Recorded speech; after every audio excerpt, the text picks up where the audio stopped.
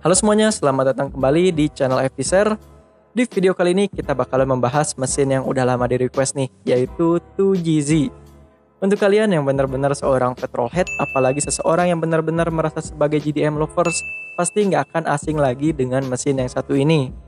Mulai dari sejarahnya yang unik, bakat power terpendamnya yang benar-benar besar, spare part yang tergolong mudah dicari jika dibandingkan dengan mesin-mesin pesaingnya, dan masih banyak lagi poin-poin yang bikin mesin 2GZ ini jadi menarik.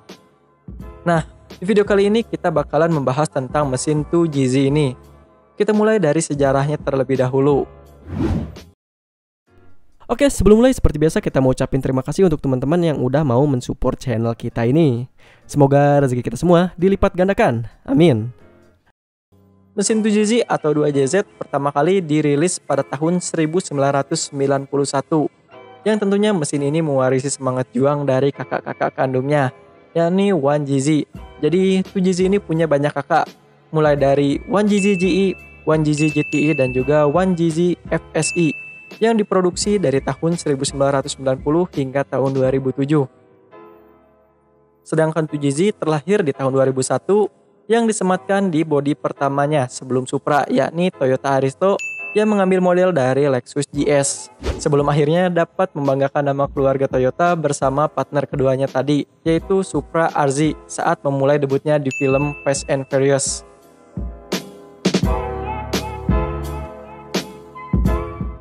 Note untuk kawan-kawan yang belum tahu, Lexus itu anak perusahaan dari Toyota juga loh, sama seperti Daihatsu, tapi yang membedakan itu pangsa pasarnya.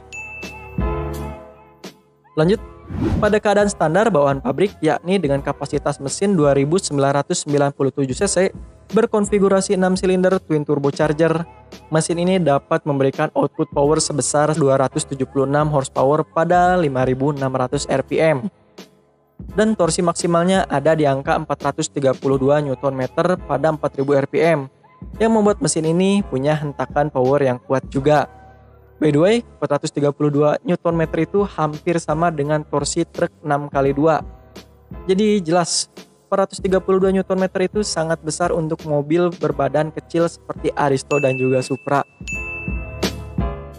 Tapi tidak hanya sampai di sana, Toyota juga berhasil membuat mesin ini tetap ringan dengan menggunakan campuran material aluminium pada bagian silinder headnya, yang mana pada tahun 90-an itu, pabrikan-pabrikan besar yang mencoba menggunakan campuran aluminium sebagai salah satu material mesinnya banyak mengalami kegagalan, terutama jika kita berbicara tentang durabilitas mesin. Untuk kawan-kawan yang biasa bongkar mesin tahun 90-an sampai tahun 2000-an yang mayoritas materialnya itu aluminium, pasti tahu dengan kendala yang satu ini. Tapi hebatnya hal itu tidak berlaku untuk 2GZ yang memiliki komposisi yang pas, menjadikan mesin ini tetap memiliki durabilitas yang tinggi dan tetap lebih ringan jika dibandingkan dengan mesin full besi. Nah, durabilitasnya inilah yang menjadikan mesin 2GZ sangat menarik, sampai-sampai mesin ini dijuluki The Bulletproof alias si anti peluru, yang mana blok mesin dan juga moving partnya ini dapat menampung power yang gila-gilaan jika dimaksimalkan lagi. Tapi sayangnya, Toyota tidak memaksimalkan potensinya tersebut dikarenakan adanya Gentleman Agreement pada tahun 1981 yang membatasi power maksimal semua kendaraan di 280 horsepower. Gentleman Agreement ini dibuat untuk mengurangi angka kecelakaan yang terus meningkat secara pesat di kala itu. Kita kembali lagi ke potensi dari 2GZ ini. Dengan kondisi standar, sebenarnya mesin 2GZ GTE bisa dimaksimalkan hingga 800 horsepower. Malah di forum-forum luar ada juga yang mengklaim dengan kondisi standar, mesin 2GZ bisa menyentuh 900 horsepower. Belum lagi kalau kita melakukan sedikit perombakan. Jelas untuk 1000 horsepower plus itu mudah untuk dicapai. Bahkan saking gilanya, pada beberapa ajang kompetisi drag, mesin 2GZ ini bisa dipush hingga 2400 horsepower plus. Yang mana pada ajang kompetisi tersebut mesin ini dapat mencapai kecepatan 313 km per jam kurang dari 7,5 detik.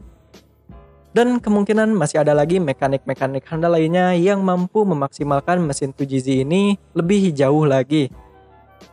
Nah, barusan itu jika kita tinjau dari potensi terpendamnya. Sekarang gimana sih perihal spare partnya? Untuk spare part dari mesin 2GZ ini nggak perlu lagi terlalu dikhawatirkan. Karena kalau kita lihat dari banyaknya mesin 2GZ yang masih digunakan hingga saat ini, seharusnya pabrikan Toyota itu terus memproduksi part-part OEM-nya. Belum lagi ditambah dengan banyaknya mobil-mobil yang disematkan mesin 2GZ ini seperti Toyota Altezza AS300, Lexus ES300, Toyota Aristo, Crown GS300, Crown Majesta Mark II, Toyota Caesar, Toyota Cresta, Origin, Progress, Swarer, Lexus CS300, Toyota Supra, dan lain-lainnya, menjadikan populasi dari mesin 2GZ sangat banyak di pasaran. Jadi untuk kawan-kawan yang tertarik dengan mesin 2GZ untuk project car kalian, nggak perlu ragu untuk ambil mesin ini. Karena kalau kita bandingkan dengan saingan-saingannya, 2GZ itu adalah salah satu mesin dengan spare part yang paling banyak, mudah kita dapatkan, yang artinya semakin banyak populasinya, maka harganya juga semakin reliable. Untuk kawan-kawan yang penasaran, kira-kira berapa sih harga dari mesin 2GZ? Ini dia harganya, antara 50-100 juta. Berita baiknya di marketplace juga udah banyak yang jual, dan tentunya harga tersebut balik lagi ke kondisi mesinnya, yang sudah sewajarnya semakin mahal berarti semakin mint condition. Oke, kita rasa cukup untuk pembahasan mesin 2GZ di video kali ini. Untuk sistem kerjanya mungkin kita bakalan bahas di kesempatan lainnya, tergantung dari respon kawan-kawan semua. Jadi jangan ragu kalau kalian suka dengan video ini, tekan tombol like-nya. Dan kalau respon teman-teman juga bagus, kita bakalan bahas juga tentang rival-rivalnya, mulai dari RB26, LS, dan K24. Untuk kawan-kawan yang lebih paham tentang mesin GDM, jangan ragu kasih kita masukan di kolom komentar di bawah. Begitu juga untuk kawan-kawan yang ingin bertanya, jangan ragu untuk berdiskusi. Saya Muhammad Karin undur diri, see you in the next video and thanks for watching.